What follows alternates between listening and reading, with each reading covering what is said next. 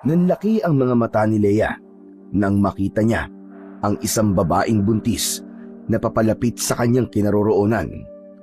Nakaupo siya sa ilalim ng isang malaking puno habang nagmamasid sa paligid. Ang babae ay halatang takot na takot, nanginginig habang ang kanyang mga mata ay mabilis na lumilinga. Parang may hinahanap o tinatakasan. Maya-maya pa, nang makalapit ito sa kanya, nagkatitigan sila. Bigla itong tumigil sa harap niya. Nagkatinginan sila. Ngunit bago pa siya makapagtanong o makapag-react, bigla na lang nawala ang babae na parang isang usok. Laking gulat ni Leia nang maramdaman niyang biglang bumigat ang kanyang pakiramdam. Nang tignan niya ang kanyang sarili, halos mapatili siya sa pagkabigla. Nang makita ang kanyang tiyan, siya na ngayon ang babaeng buntis. Ang kanilang katawan ay naging isa at ramdam na ramdam niya ang takot na kanina lamang ay nakikita niya sa mukha ng babae. Ramdam din niya ang pagsipa ng bata sa kanyang sinapupunan. Ngunit kasabay nito ay ang matinding paghilab nito. Hindi niya maipaliwanag ang sakit na kanyang nararamdaman. Sa kabila ng kanyang pagkabigla, naramdaman niya ang panganib na unti-unting lumalapit. Nang lingunin niya kung saan direksyon galing ang buntis, nakita niya ang kinatatakutan nito. Isang aswang ang humahabol sa babae. Isang nakakatakot at kakaibang nilalang. Ang anyo nito ay parang pinaghalong tao at hayop, ngunit mas malapit sa isang halimaw. Ang balat nito ay makintab at kulay itim. Ang likod nito ay baluktot at may matutulis. Mahahaba ang mga kamay at may matutulis na kuko na kayang-kayang pumunit ng laman. Ang mga mata naman nito ay nagliliyab na parang bolang apoy. Ang dila naman ng aswang ay mahaba, parang ahas na gumagalaw-galaw sa ere. Ang bibig nito ay malaki at punong-puno ng matatalim na pangil na hindi pantay-pantay. Ang paggalaw ng aswang ay mabilis at hindi natural. Parang gumagapang at tumatakbo ng sabay. Nanginig si Leia nang mapagtanto kung ano ang nangyayari. Paano nangyari to? Bakit ako? Hinawakan niya ang kanyang tiyan. Pilit na pinakalma ang sarili. Huminga siya ng malalim kahit hindi pa niya makontrol ang panginginig ng kanyang katawan. Napilitan siyang tumayo at tumakbo upang makalayo sa papalapit na aswang. Ngunit naging tila mas mabilis ito kaysa sa inaasahan niya. Bumilis din ang takbo niya. Kahit pa kasabay nito ang paglala ng kirot ng kanyang tiyan. Nang hindi niya na makayanan ay napahinto siya saglit at napahawak ng maigpit dito. Nagsimula na siyang manalangin. Diyos ko, tulungan niyo po ako. Ligaya! Hindi ka na makakatakas. Amoy na amoy kita! Napalingon siya at nakita niyang medyo malapit na ang aswang sa kanyang pinagtataguan. Kahit nahihirapan at nasasaktan, muli siyang tumakbo palayo. Alam niyang wala na siyang pagpipilian kundi ang lumaban para sa buhay niya at ng bata sa kanyang sinapupunan. Bawat kaluskos ng dahon, napapatingin ang babae sa paligid.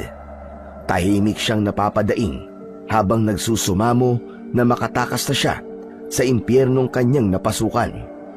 Tumama sa kanya ang liwanag ng buwan, kasabay ng muling pagdaing dahil sa nararamdaman niyang sakit.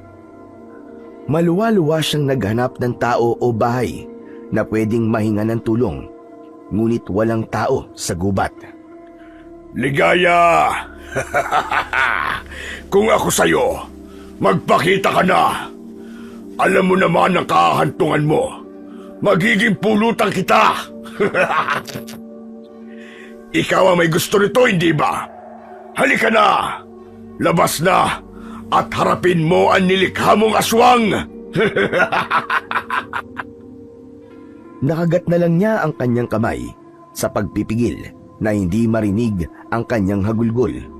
Bigla niyang naramdaman ang pagputok ng kanyang panubigan. Hindi magtatagal, alam niyang lalabas na ang sanggol. Nagmadali siyang pumunta sa isang malaking puno. Sa unang tingin ay inakala niyang may isang malaking uka lamang sa may ugat, pero nang tignan niyang mabuti, bungad yun ng isang yungib. Ang loob nito ay madilim, masikip at malamig. Pumasok siya sa loob. Pilit niyang pinagkasya ang kanyang sarili. Hinawakan niya ang kanyang tiyan at sa pagkakataong yun, wala na siyang nagawa kundi iluwal ang bata sa lugar na yon. Naramdaman niya ang iba't ibang emosyon na dapat ay yung babae ang nakakaramdam. Saya, lungkot, galit at takot. Ilang sandali pa ay naipanganak na nga niya ang bata. Ngunit alam niyang hindi sila pwedeng magtagal na magkasama. Sa huling pagkakataon, hinalikan niya ang bata. Hindi niya na pinansin kung ano ang kasarian nito. Ligaya! Malapit na ako! Mas lumakas ang tinig ni Tonyo at alam niyang palapit na ito. Hinubad niya ang kanyang suot na bandana at ibinalot yon sa bata. Tumayo siya at naglakad palabas ng kuweba. Tumakbo palayo sa sanggol. Umiiyak siya. Hindi na kontrolado ni Leia ang nangyayari. Tila ang katawan niya ay umaayon na lang sa nararamdaman ng babaeng tila sumanib sa kanyang katawan. Patuloy siyang tumakbo habang nagdarasal na sana ay hindi matagpuan ni Tonyo ang bata. Masakit na ang kanyang paa. Nagdurugo na ito dahil sa mga sugat at tinik na bumaon dito. Ilang sandali pa, natigilan siya nang maramdaman ang isang matulis na bagay na sumaksak sa kanyang tagiliran. Sabi ko na sa'yo huwag ka nang tumakbo. Makakasama yan sa anak natin. Magsasalita pa sana ang babae, ngunit bago pa siya makapagbitiw ng salita, naramdaman na niyang bumaon ang kuko ng aswang sa kanyang tiyan. Napasigaw siya sa matinding sakit, nanginginig at namimilipit habang unti-unting bumabagsak ang kanyang katawan. Humingi siya ng awa, ngunit sa halip na maawa sa kanya ang nilalang, ay lalo pang nagningning ang kasamaan sa mga mata ni Tonyo. Bawat daing niya, bawat sigaw, ay tila naging musika sa pandinig ng lalaki. Sige lang, umiyak ka pa! Sigaw pa! Humihingal sa hirap ang babae, pero pinilit pa ring bigkasin ang kanyang mga huling salita habang bumubulwak ang pulang likido sa kanyang sugat. Pagsisisihan mo ang ginawa mo sa amin! Dahil sa kanyang sinabi, lalong nag-alab ang galit ni Tonyo. Naging mas agresibo ito at wala nang awang pinagsasasaksak ang babae sa may tiyan.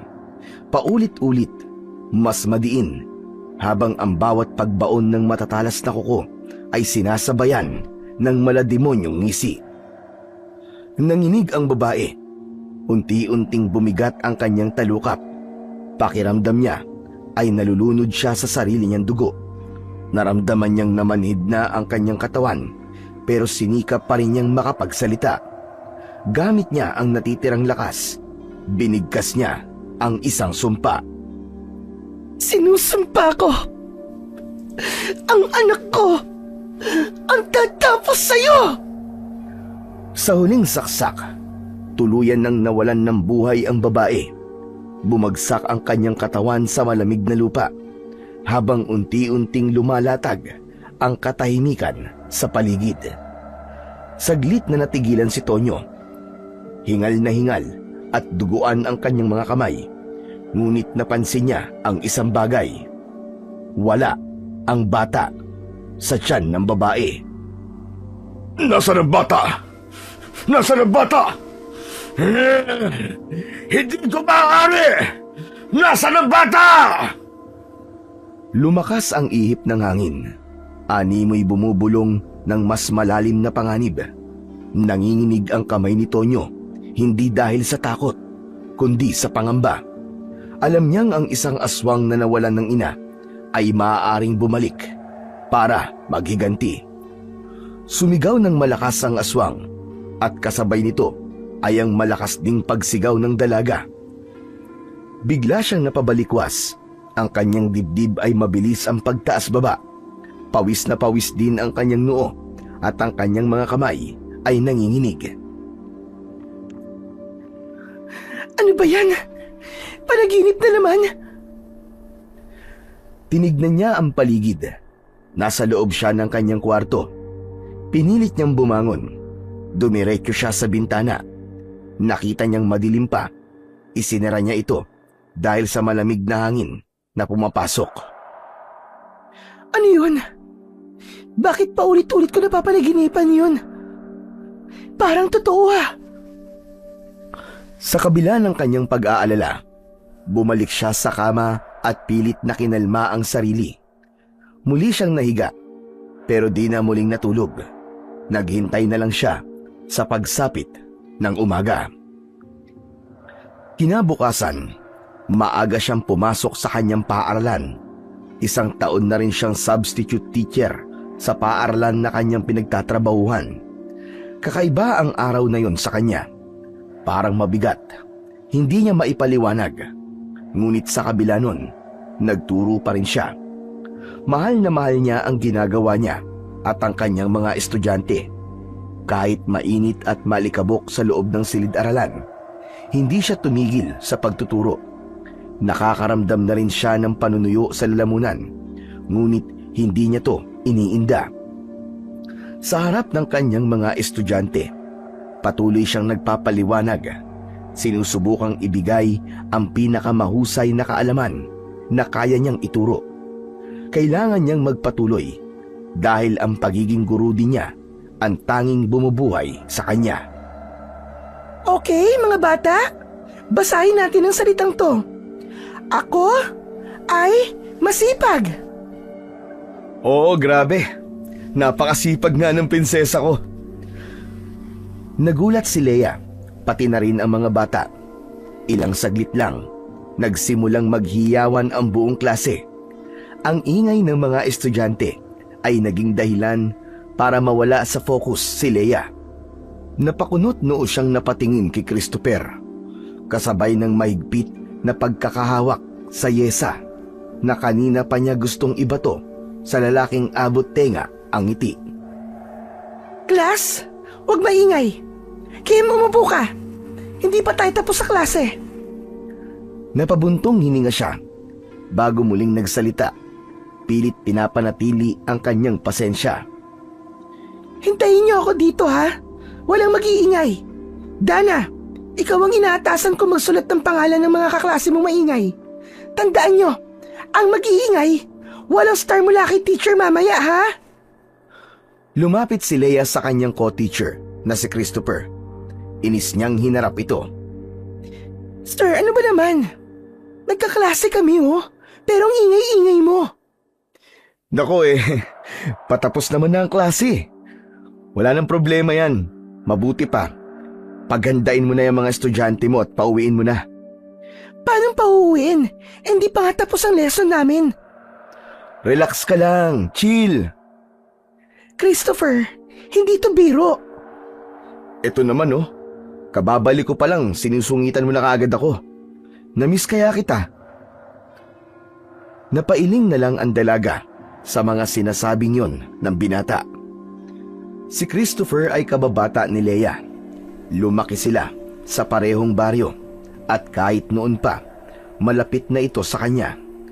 Magaling itong makibagay at madalas na tampulan ng biro sa kanilang dating lugar dahil sa pagiging palabiro at makulit.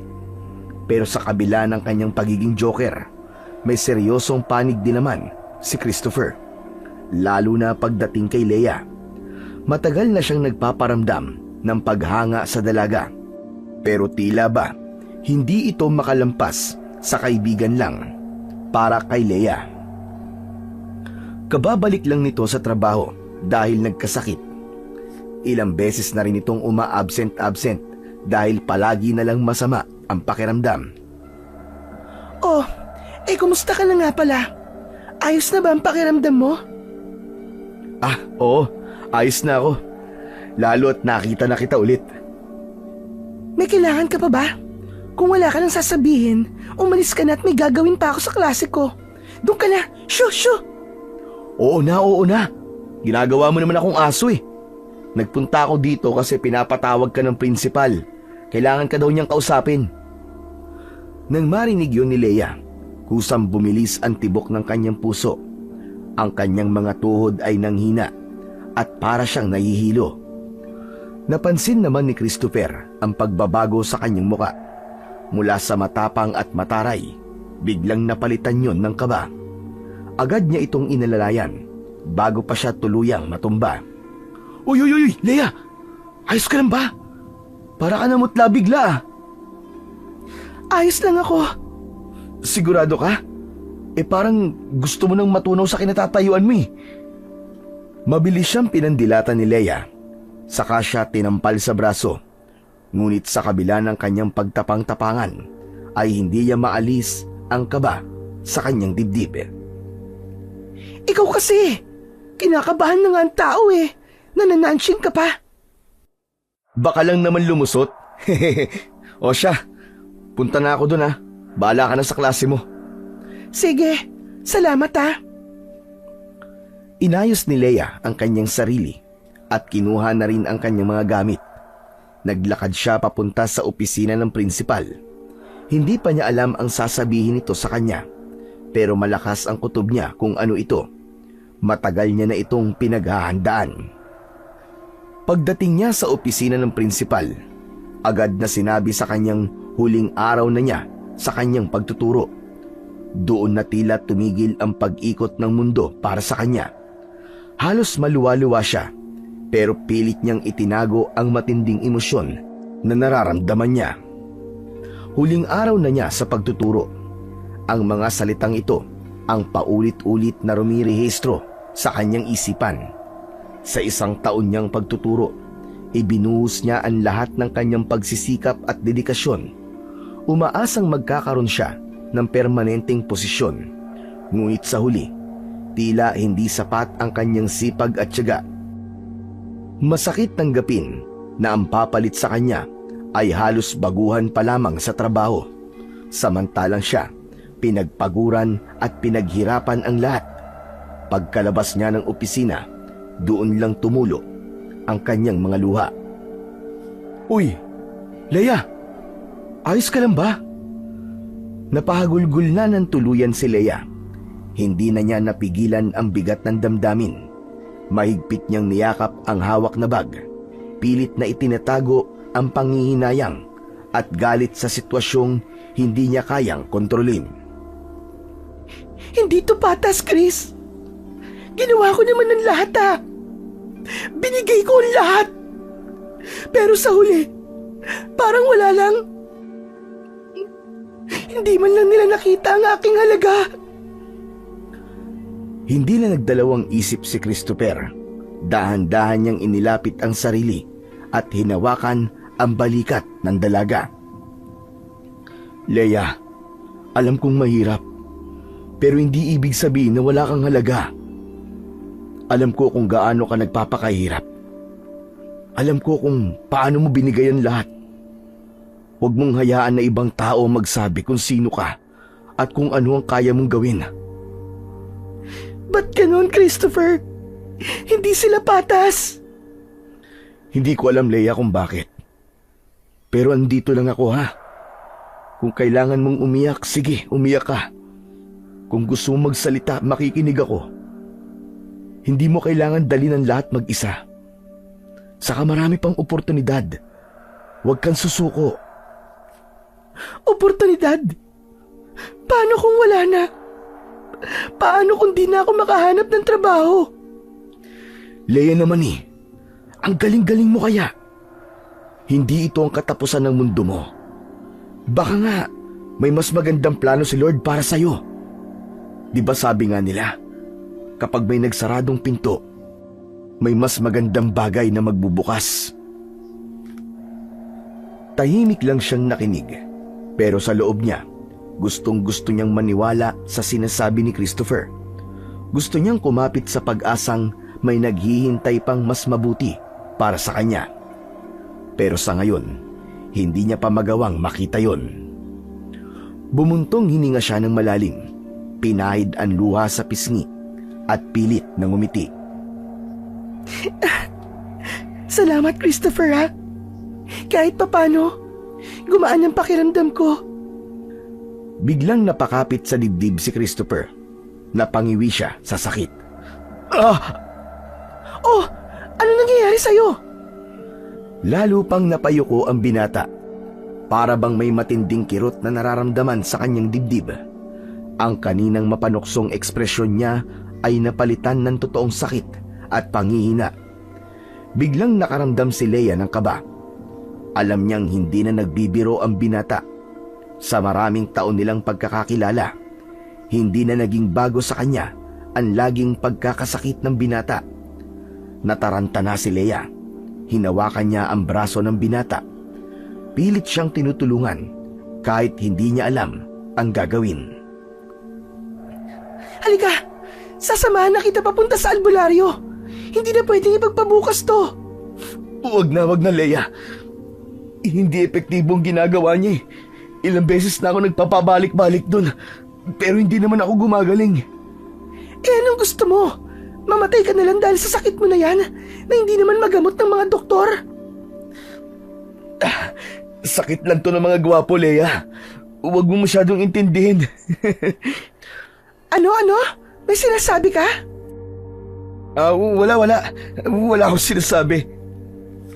Ito naman niloloko mo ko eh. Ang bihira naman tong taong to. Ang hilig talaga magbiro. Sorry na. Ang mabuti pa, umuwi na tayo. Nakauwi naman na yung mga estudyante mo tapos last day naman na natin to eh. Ha? Anong sabi mo? Anong last day natin? Ako lang naman ang paalisin ah. Last day ko na rin. Nag-resign na ako buhat nang malaman ko yung plano nila na alisin ka at palitan ng ibang substitute teacher. Ano? Ba't mo ginawa yun? Alam mo ang tanga mo. Uy, hindi ah. Yung kaya ang pinakamagandang desisyon na nagawa ko sa buhay ko. Sira ka talaga. Mamaya magalit na sa akin si Tita Maria sa ginawa mo. Hindi yun. Ang sabi ko naman sa kanya, maghahanap na lang ako ng ibang school. Naintindihan naman niya ako. Alam mo naman yun, full support sa ating dalawa. Ikaw lang naman kasi masyadong pakipot eh. Ayaw mo pa akong sagutin. Che, tumigil ka na nga. Halika na, mabuti pa sumama ka na muna sa akin. Kailangan mo muna magpahinga. Dahan-dahang inilalayan ni Leia si Christopher palabas ng eskwelahan. Isa lang ang naisip niyang pagdalhan sa binata pansamantala. Dito tayo sa bahay mo? Inuupahang bahay, hindi bahay ko. At oo, wala na ako mapagdadalan sa'yo eh. Kulang na rin ang pera ko para maggala kasama ka. Okay. Oh, bakit bigla ka nautal? Hoy, ikaw ha? Kung ano man yung iniisip mo, itigil mo na yan. Ha? Wala naman akong iniisip ah. Ikaw, ang dumi talaga ng utak mo. Sus, ako pa talaga madumi ang utak. Sige na nga, pumasok ka na. Oh, wag mo nang hubarin yung sapatos mo. Sigurado ka? Ang linis pa naman ng bahay mo.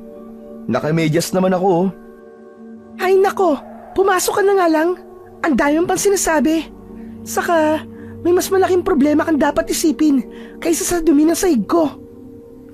Pumasok si Christopher at agad na napaupo sa maliit na sopa. Heto, tubig. Masakit pa ba ang dibdib mo? Medyo maayos na. Salamat. Napangiti si Leia sa sinabi ni Christopher. Ngunit mabilis din niyang iniwas ang tingin upang itago ang pamumula ng kanyang pisngi. Saglit na katahimikan ang bumalot sa kanilang dalawa. Pagkalipas lamang ng ilang sandali, ang binata na ang bumasag sa katahimikan. Leia, ano ng plano mo ngayon? Matagal ko nang iniisip to, na kapag natanggal ako sa trabaho, babalik na ako sa atin. Babalik ka? Bakit? Ayaw mo na bang magtrabaho dito? Naisip ko kasing baka kailangan ko muna ng pahinga, Chris. Feeling ko, kailangan kong bumalik doon. Parati na lang kasi ako nananaginip ng masama eh. Hindi kaya babala yung mga panaginip mo na yon para di ka na bumalik doon? Paano kung yun ang sagot? Paano kung yun lang ang paraan para matigil na yung mga bangungot na halos pumatay sa akin gabi-gabi? Binabangungot ka? Ba't ngayon mo lang naikwento sa akin yan? Hindi ko pa nga nasasabi sa'yo kasi akala ko, normal lang. Kaso nitong mga nakaraang araw parang tuwing gabi, ginugulo ko ng mga paulit-ulit na panaginip. Isa na dito yung pagpatay sa matatanda na umampun sa akin. Ano? Napapanaginipan mo sila? Oo, Christopher. Paulit-ulit ko nakikita kung paano sila pinatay ng aswang.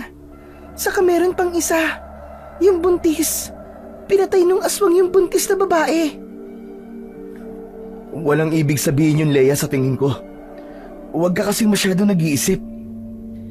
Bakit naman hindi ako mag-iisip? Yung pagkamatay ni Lolo at Lola, totoong nangyari yun. Kaya posible din na nangyari talaga yung pagpatay ng aswang sa buntis. Hayaan mo na nga yan. Sa susunod, subukan mong kontrolin ang panaginip mo. Huwag kang papatalo sa mga bangungot. Madaling sabihin yan, Christopher. Sinubukan ko na. Pero wala akong kakayahan na kontrolin kung anong takbo ng bangungot na yun. Christopher, kailangan kong umuwi. Kailangan kong bumalik sa atin. Patuloy na sumisigaw sa utak ko na kailangan kong umuwi para na din makuha yung hustisya sa pagkamatay ng lolo at lola ko. Hustisya? Paano mo naman gagawin yun?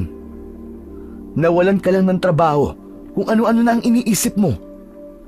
Sira! Matagal ko na tong plano, no? Di lang matuloy-tuloy kasi nga, priority ko ang mga estudyante ko at yung trabaho ko. Pero ngayong wala na sila, ito naman ang aatupagin ko. Kalimutan mo na nga ang paghihiganti. Huwag ka nang bumalik dun. Delikado. Hindi naman ako maghihiganti Katarungan ang ipinaglalaban ko dito. At anong katarungan naman yun, Aber? Kakalabanin mo yung mga aswang na naghahari-harian sa dating baryo natin? Naririnig mo ba mga sinasabi mo, Leia? Halos lahat ng tao sa atin umalis na. Inabandona na ang baryo dahil sa aswang na yun. Pero ikaw, balak mong umuwi doon para ano? Para magpakamatay? Mabuti pa umuwi ka na. Diba? Hindi ka nagpapaabot ng gabi. Maski sa school. Umuwi ka na. Sige na, umuwi ka na. Napatingin si Christopher sa labas at nakita niyang magtatakip silim na. Tulad ng sinabi ng dalaga, tumayo siya at naglakad papunta sa pinto. Leia, makinig kang mabuti sa akin ha. Sasamahan kitang maghanap ng trabaho. Maraming oportunidad dito. Huwag ka mawalan ng pag-asa. Hindi, Christopher. Buo na ang loob ko. Uuwi ako ng Santa Fe. Ayaw mo talaga magpaawat? Ngumiti si Leia, pero hindi na ito tumugon.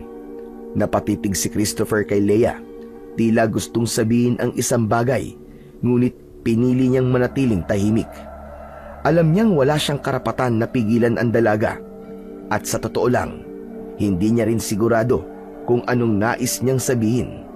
Sa huli, tumango na lamang siya bago dahan-dahang tumalikod at lumakad palayo. Isasara na sana ng dalaga ang pinto, pero napatitig siya bigla sa kaaalis lamang na binata. May nakita siyang kakaiba. Pumikit siya para makumpirma ang nakita niya. Pagmulat niya, isang buntong hininga ang pinakawalan niya. Guni-guni ko lang ba yun? Bakit parang nakita kong nangitim ang balat niya? Ano yun? Habang nakatayo siya sa may pinto, ramdam niya ang mabilis na pagtibok ng kanyang puso dahil sa kaba. Pilit niyang kinalma ang sarili at pilit na kinalimutan kung ano ang kanyang nakita. Hindi. Baka pagod lang ako. Oo, tama. Siguro pagod lang ako. Pumasok na si Leia sa loob ng bahay. Pilit na tinataboy sa isip ang nakita. Pilit na kinalma ang kanyang sarili. Nang nasa sala na siya, ay bigla siyang napatingin sa isang lumang litrato na naka-frame. Sa litratong yon, kasama niya ang buo niyang pamilya. Nakapatong ito sa isang maliit na lamesa. Pero bigla siyang napakunot noo nang mapansing na iba ang pwesto nito. Ay nako, si Christopher talaga. Pakialamero talaga ang lalaking yun. Kinuha niya ang larawan at tinitigan ito ng mabuti. Kasama niya sa larawan ang dalawang matanda. Lolo, Lola, salamat po sa pag-aalaga sa akin ha. Namiss ko na po kayo. Halos maluwa-luwa ang dalaga habang niyayakap ang larawan. Si Leia ay ampon ng mag-asawang matanda. Natagpuan siya isang umaga. Iniwang nakalagay sa harap ng kanilang bahay. Kasama ng bata ang isang sulat na nagsasabing alagaan siya dahil wala nang magagawa ang kanyang mga magulang para sa kanya. Pinalaki nila si Leia na puno ng pagmamahal at parang isang tunay na anak. Hindi nila itinago ang katotohanan tungkol sa kanyang pinagmulan. Maagang ipinaliwanag nila sa kanya na hindi sila ang kanyang mga tunay na magulang, ngunit hindi ito naging hadlang sa bata upang maramdaman niya ang kanilang buong pagmamahal. Sa kabila ng pagiging ampon, hindi nagkulang ang mag-asawa sa pag-aaruga kay Leia. Tinuruan nila siya ng mabubuting asal, ginabayan sa kanyang pag-aaral, at binigyan ng masayang tahanan. Si Leia naman ay lubos ang pasasalamat at pagmamahal sa kanyang lolo at lola. Para sa kanya, sila ang tunay niyang pamilya at kahit kailan, hindi niya sila ituturing na iba. Bigla siyang nangulila sa dalawang matanda. Naiyak siya. Naikuyom niya ang kanyang mga palad nang maalala ang nakita ng gabing pinaslang ang dalawa. Lolo, Lola, magbabayad ang aswang na yon sa lahat ng mga naging kasalanan niya sa inyo. Ibinalik na ni Leia ang larawan sa ibabaw ng lamesa at pumasok na sa kanyang silid. Naiga siya sa kanyang kama at doon, hindi na niya namalayan na nakatulog na siya. Ilang sandali pa, bigla siyang nagising dahil sa isang malakas na sigaw na kanyang narinig. Nang imulat niya ang kanyang mga mata, doon niya napagtanto na wala na naman siya sa kanyang silid. Nasaan ako? Madilim ang paligid, pero kapansin-pansin na kakaiba ang simoy ng hangin. Parang amoy ng damo at mga dahon. Marahan ang simoy ng hangin. Nang sumilip ang sinag ng buwan sa pagitan ng mga dahon, doon niya nakita na nasa kagubatan siya. Bakit ako narito? Anong lugar na naman ito? Bago pa siya makapag-isip ng sagot, muling umalingaw-ngaw ang isang panibagong sigaw. Mas malapit, mas desperado. Humihingi ito ng tulong. Kinabahan ng sobra si Leia. Ramdam niya ang kilabot na sigaw na yon. Sinubukan niyang tumayo, pero hindi siya makabangon. Nanginginig ang kanyang mga daliri. Hanggang sa maramdaman niya ang madulas na likido sa kanyang palad. Nang itaas niya ito, napasinghap siya sa nakita. Puno ng dugo ang kanyang kamay. Mapula, malansa, at mainit-init pa. Nasisinaga na siya ng buwan, kaya kitang-kita niya ang lahat. Hindi nagtagal. May nakita siyang isang babae na papalapit sa kinaroroonan niya. Sumisigaw pa rin ito at humihingi ng tulong. Nang tuluyan ng makalapit ang babae, doon niya nasilayan ang nakakakilabot nitong anyo. Nakatirik ang mga mata nito. Wala ng buhay pero patuloy sa paggalaw. Basag na rin halos ang ulo at kaunting hibla na lang o laman ang nakakabit para hindi malaglag sa lupa.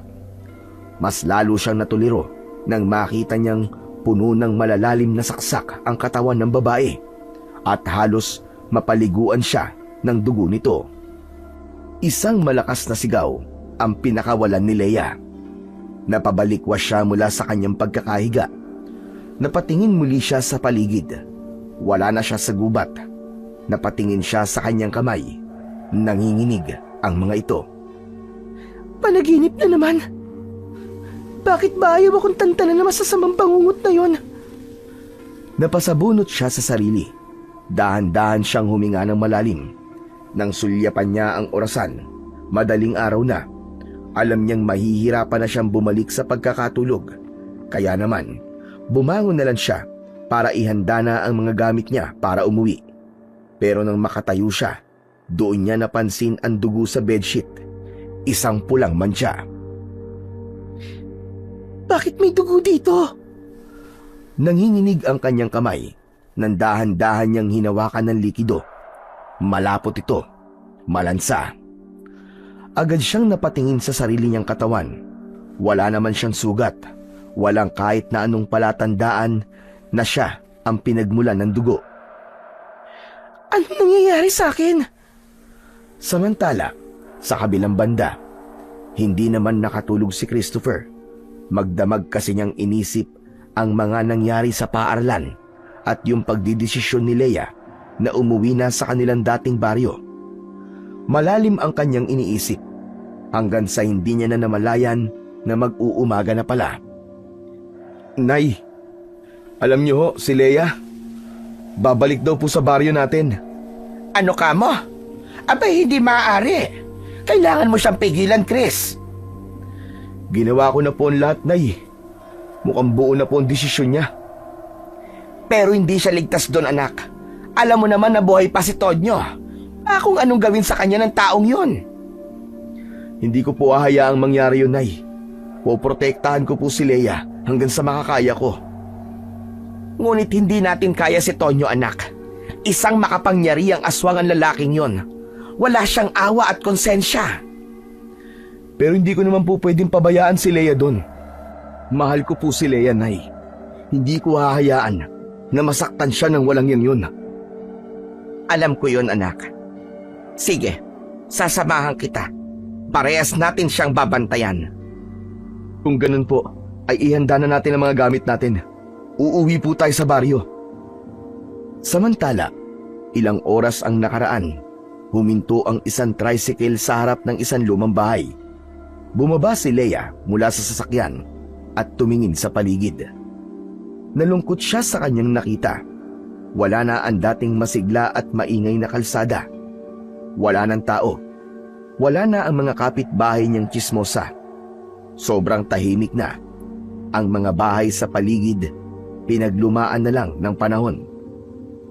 Ang ilang mga kabahayan ay binalot na ng mga lumot at baging. Ang lungkot naman dito. Wala man lang ata maski isa na naglakas loob na magpaiwan sa baryong ito. Tumingin-tingin pa siya sa paligid. Iniwan niya ang kanyang mga gamit at tumawid sa kabilang kalsada kung saan naroon ang tindahan ni Aling Petra na dating suki niya. Sumilip siya doon pero madilim sa loob. May narinig siyang kaluskos. Tao po! Aling Petra, nandiyan ka ba? Ako po ito, si Leia. Aling Petra! Ay! Kabayo! Halos mapatalon siya sa takot nang biglang may bumato sa kanya. Nakita niyang may mga sumulpot na tao mula sa loob ng bahay. Napaatras siya nang makitang ang mga taong yon ay matalim na nakatitig sa kanya. May mga bata at matatanda din na parang takot na takot sa kanya. May problema po ba? Dati naman po akong taga rito. Huwag niyo po akong sasaktan. Hindi siya mapakali habang unti-unting umaatras. Hindi niya maalis ang mga mata sa grupo ng mga tao. Ang mga bata ay mahigpit na nakakapit sa kanilang mga magulang. Teka, May nagawa po ba akong mali? Nakita niyang unti-unting umiilaw ang kwintas sa kanyang leeg. Nagtaka siya at napahawak dito. Napansin niyang umatras ang mga tao. Mabilis din siyang umatras pero muntik na siyang matumba nang bumangga siya sa isang matigas na bagay. Paglingon niya, nakita niya si Christopher. Hawak siya nito sa balikat upang hindi matumba. Christopher! Ano ginagawa mo dito? Sinundan kita, Leia. Alam mo, mabuti pa ay umalis na tayo dito. Bumalik na tayo dun sa bayan. O kahit saan mo gusto. Basta wag lang dito. Pinag-usapan na natin to, Christopher. Umuwi ako dito kasi gusto ko magpahinga. Hindi pahinga ang pinunta mo dito. Alam ko yun, Leia. Huwag mo na nga lang akong pakialaman. O sige, kung talagang ayaw mong umalis dito, fine. Sasamahan ka namin. Namin? Bakit? Sinong kasama mo? Sasamahan ka namin ni Nanay. Andito rin si Aling Maria? Ba't mo siya sinama dito? Nakakahiya, Chris. Ano ba? Gusto niyong sumama eh. Pero teka, ano bang ginagawa mo dito sa bahaging to ng kalsada? Diyan papunta ang bahay mo ah. May napansin kasi ako kanina dito. Kaya lumapit ako. Tapos may nakita ako ng mga tao dyan sa loob. Pambihira ka naman, Leia oh. Huwag kang manakot. Anong mga tao? Walang tao dito. Meron nga. May bumato nga sa akin eh. Teka, nasa na ba yung mga tao dito kanina, Chris? Bakit bigla silang nawala? Leia, baka namamalikmata ka lang. Pagod ka yata sa biyahe kaya kung ano-ano nakikita mo. Matagal nang walang tao dito sa baryo. Pero kanina lang eh. Wala ngang tao dito. Ang kulit mo. Halika na, umuwi na tayo. Kailangan mo na din talaga magpahinga. Pagod ka na at mukhang wala ka pa ding tulog. Kung ano-ano na nakikita mo eh. Tama ka nga siguro. Hindi kasi ako masyadong nakatulog kagabi. Sabi ko na eh. Sayang tong baryo natin, no? Napaglumaan na lang ang lahat ng bagay dito. Parang naging haunted na. Haunted naman talaga. Dahil dun sa Tonyo na yon. Sa walang yang lalaki na yon. Kaya kailangan ko na siyang mahanap at makaharap. Pero bakit pa? Pwede naman tayo manahimik na lang at mamuhay ng mapayapa sa ibang lugar. Mapayapa? Chris, hindi ako pinapatahimik ng mga bangungot ko. At alam mo kung anong ibig sabihin nun, di ba? Dapat kong tuparin ang misyong ibinigay sa akin ni Lolo at Lola. Hanggang ngayon talaga, di mo pa din yun nakakalimutan. Hindi talaga. At lahat ng mga natutunan ko sa kanila, gagamitin ko yun laban sa aswang na yun. Tignan mo, matagal ko na rin pinag-aaralan ang bisa ng iniwan nila sa aking mutya.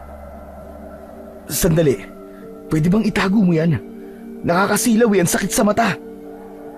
Itinago ni Leia ang kwintas sa loob ng kanyang damit. Nagpatuloy na sila sa paglalakad. Nang dumating na sila sa kanyang bahay, nakita niyang naluma na rin talaga ang dati nilang kubo kung saan sila nakatira ng kanyang mga lolo at lola. Puno ito ng sapot ng gagamba at sobrang kapal ng mga alikabok. Agad namang nag-abot ng panyo ang binata. Masyadong marumi at maalikabok sa loob. Tulungan na kita maglinis. Wag na. Ako na, Chris. Kayang-kaya ko na to. Sigurado ka ba? Naglakad ang binata papunta sa lamesa na halos hindi na makita ang ibabaw nito dahil sa alikabok. Pumunit siya ng piraso ng lumang dyaryo na nakapatong doon at ginamit yun upang punasan ang alikabok. Grabe, ang kapal ng alikabok eh. Hindi mo to kaya. Tutulungan na kita. Saglit na tumigil si Christopher.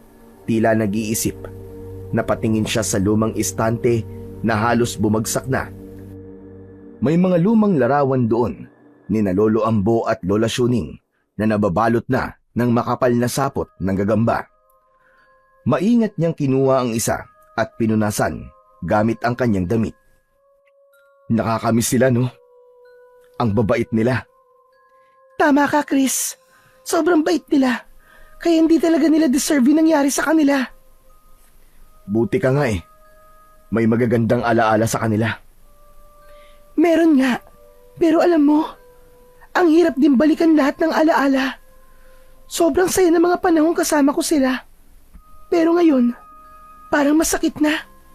Lalo pa't ganito ang nangyayari sa buhay ko. Parang namimiss ko bigla yung yakap nila. Lumapit si Christopher at inilagay ang kamay sa kanyang balikat.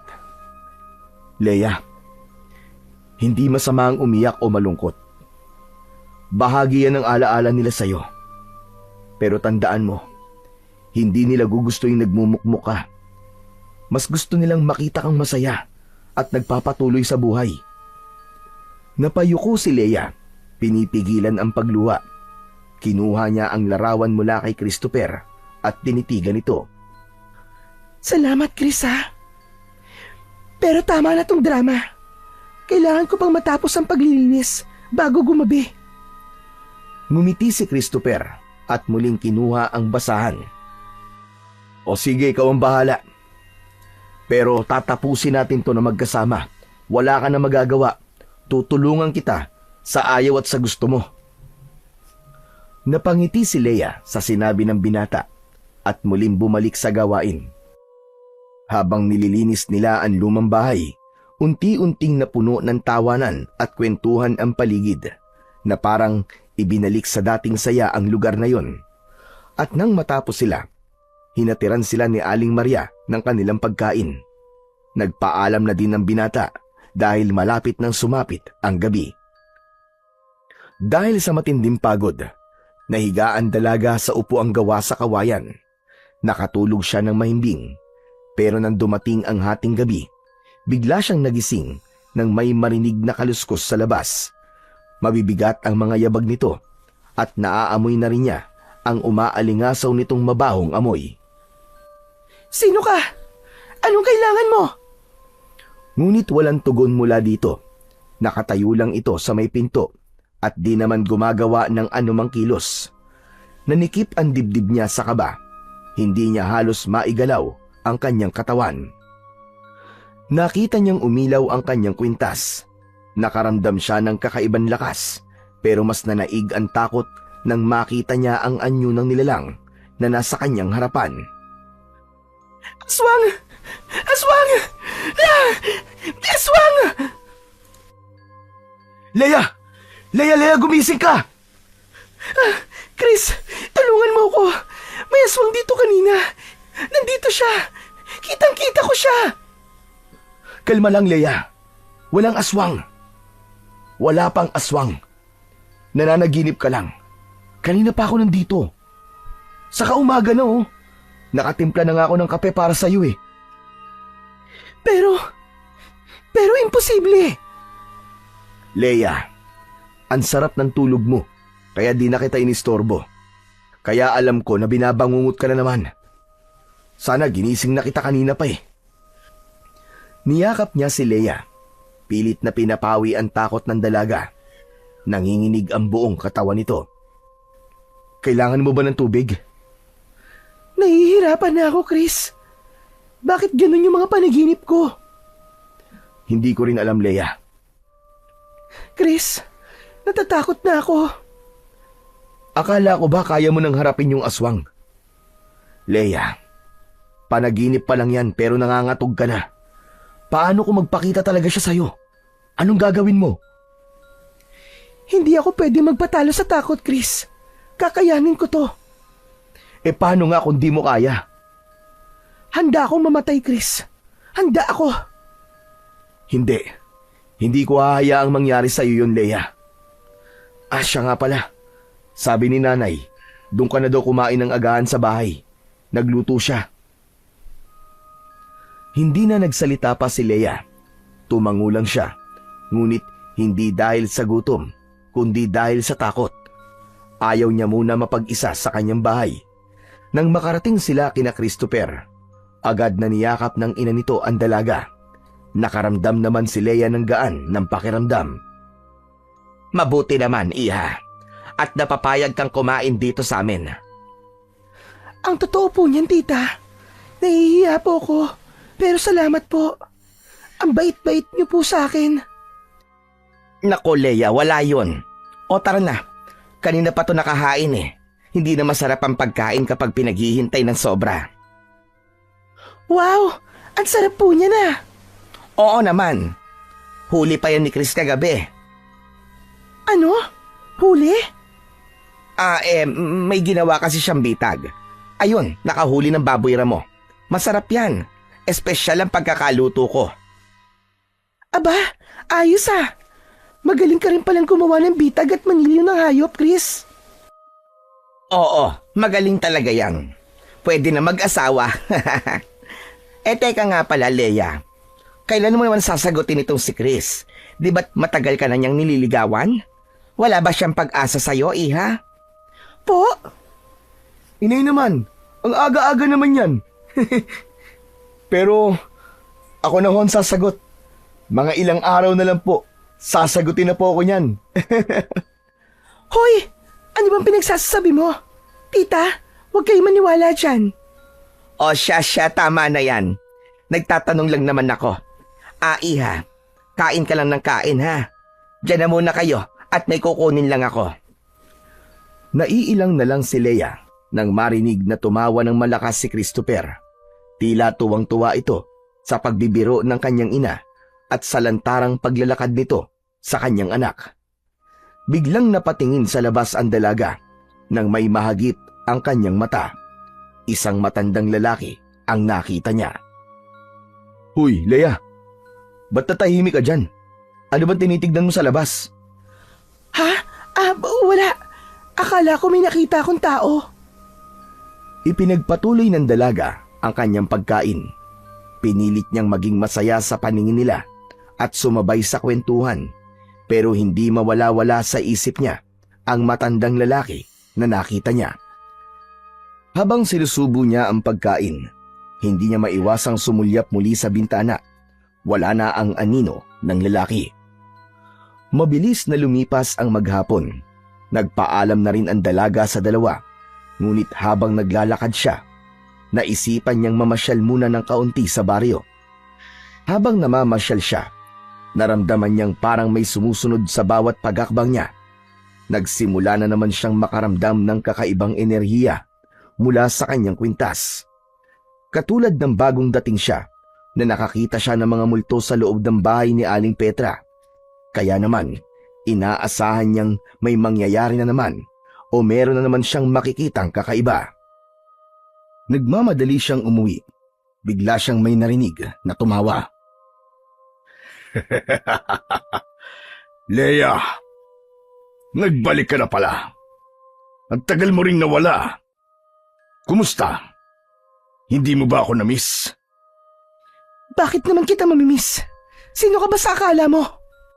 Aba, ang sungit mo naman. Bumabati lang naman ako . Masama ba yun? Saka umahanga ako sa'yo kasi bumalik ka. Matapang ka, iha. Bakit? Hindi ka ba makapaniwala na kahit napalayas mo ng lahat sa baryong to, ay may bumalik pa rin? Ang totoo niyan, hindi naman. Sabi ko nga, natutuwa ako. Akala ko naman kaya ka bumalik dito ay dahil napatawad mo na ako. Tumahimik ka! Hindi kita mapapatawad sa ginawa mo sa akin! Bakit ba galit na galit ka? Di ba't masaya ka naman na ngayon? Anong masayang sinasabi mo? Sinira mo buhay ko, hayop ka! Paano mo nasabing masaya ko? Ikaw ang pumatay sa lolo at lola ko! Alam mo, may dahilan kung bakit nangyari yon. At anong dahilan, ha? Sabihin mo nga sa akin. Dahil may malaking utang sa akin ng mga matatandang yon. Siningil ko lang. Walang utang sa iyo ang pamilya ko. Ikaw ang traidor. Isa kang hayop, demonyo! Hayop? Demonyo? Ang sakit mo naman magsalita. Kung tutusin, dapat nga'y magpasalamat ka pa sa akin, Leia. Kung hindi dahil sa akin, hindi mo mararanasan tong kalayaan mo ngayon. Kalayaan? Kalayaan bang tawag mo sa pagkawala ng mga pinakamamahal ko? Sa takot na dala ko araw-araw ng dahil sa'yo? Oo, Leia. Kalayaan sa ilusyon na protektado ka nila. Isa ka talagang halimaw. Hindi mo alam kung anong sakit na dinulot mo. Hindi lang sa akin, kundi maging sa lahat ng mga taong dating naninirahan dito. Hindi ko kasalanan ang lahat na nangyari dito. Dahil hindi ko naman kasalanan na mahina sila. Natural lang na mangyari yun sa kanila. Ika nga, ako ang malakas. Kaya ako ang nanalo. Sugapa ka sa kapangyarihan. Akala mo, laro-laro lang ang lahat ng to. Magaling ka nang magsalita. Ibang-iba ka na. Di ka na katulad ng dati. Mukhang gusto kong makita kung gaano ka nakatapang ngayon. Hindi na ikaw yung dating batang umiiyak lang habang nagtatago sa likod ng lolo at lola mo. Mamamatay tao ka! Demonyo ka! Mamamatay tao? Kung tutusin, sila ang unang nagkasala sa akin, Leia. Kaya hindi mo ko masisisi. Gumanti lamang ako. Wala silang ginagawang masama sa'yo! Wala kang alam, Leia. Wala kang alam. Pero gusto ko lang sabihin sa'yo, kung ano man ang pinaplano mo, kung gusto mo kong patayin para sa hustisya ng mga matatandang yon, wala ka mapapala dahil hindi mo ko kaya. Hindi na nakapagpigil pa si Leia. Mabilis niyang pinulot ang isang pamalo at tinangka niyang hampasin ang lalaki. Pero mabilis na nakaiwas si Mang Tonyo at tinawanan siya. Nagpatuloy ito sa pangaasar sa kanya. Paano ba yan? Hindi ko pa nga ginagamit ang kapangyarihan ko pero hindi ka na umubra. Paano pa kaya kung... Wala akong pakialam kung tao ka o aswang. Dahil wala namang pinagkaiba yan. Demonyo ka pa rin. Mamamatay tao ka pa rin. Biglang lumapit si Tonyo kay Leia at sinakal niya ang babae. Ngunit nang makita niya ang nagliliwanag na kwintas ng dalaga, para itong napaso, bigla niyang nabitiwan si Bea. Kung ako sa'yo, umalis ka na dito. Umalis na kayo. Dahil oras na nagkaroon ako ng pagkakataon, lahat kayo ay papatayin ko. Akin lang ang Santa Fe, Leia. Sa akin lang. Hindi ako natatakot sa'yo. Magbabayad ka. Magbabayad ka sa lahat ng mga nagawa mo. Tignan na lang natin. Pero sigurado kung hindi mo ko kayang talunin, Leia. Yan ang tatandaan mo. Leia! Halos sabay na napalingon ang dalawa nang marinig ang boses ni Christopher. Mabilis itong naglalakad papalapit kay Leia. Nang makita ni Tonyo ang binata, mabilis itong naglakad palayo. Leia! Ayos ka lang ba? Ano ginawa niya sa'yo? Wala. Ayos lang ako. Halika na. Gala ka kasi ng gala eh.